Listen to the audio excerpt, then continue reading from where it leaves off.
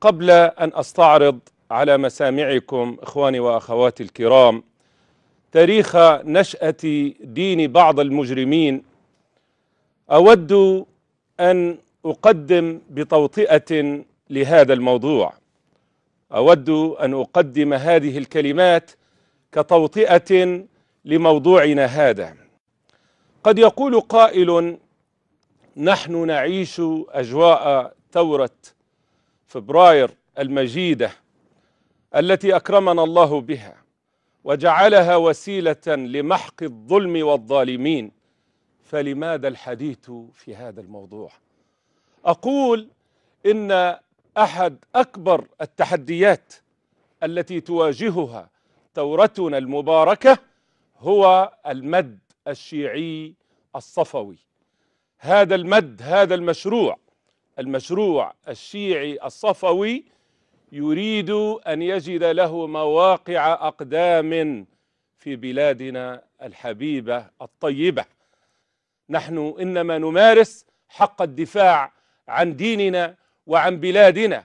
بلادنا نريد لها الأمن، نريد لها الاستقرار، وهذه العقيدة تنضح بالأحقاد وبالكراهية. يراد لها أن تتحول مثل اليمن. انظروا ماذا يحصل في اليمن اليوم أيها الإخوة والأخوات الكرام من مؤامرات للحوثيين. كان النزاع بينهم وبين الحكومة اليمنية نزاعا سياسيا، فأضحى اليوم عقديا، أصبح نزاعا عقديا يسبون فيه الصحابة الكرام رضي الله عنهم. وانظروا ماذا يحصل في لبنان من فتن. فنود الانتباه ونريد التحذير. نحن نمارس كما ذكرت حق الدفاع عن بلادنا وعن أمنها. نحن اليوم في أمس الحاجة لنشر ثقافة التسامح والتصالح والاستقرار والسلام. وهؤلاء يعني من ضمن عقائدهم أنهم يسبون الصحابة الكرام رضي الله عنهم.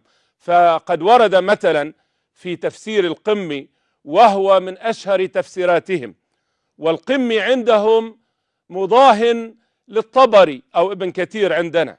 فماذا يقول القمي في تفسيره في صفحة 218؟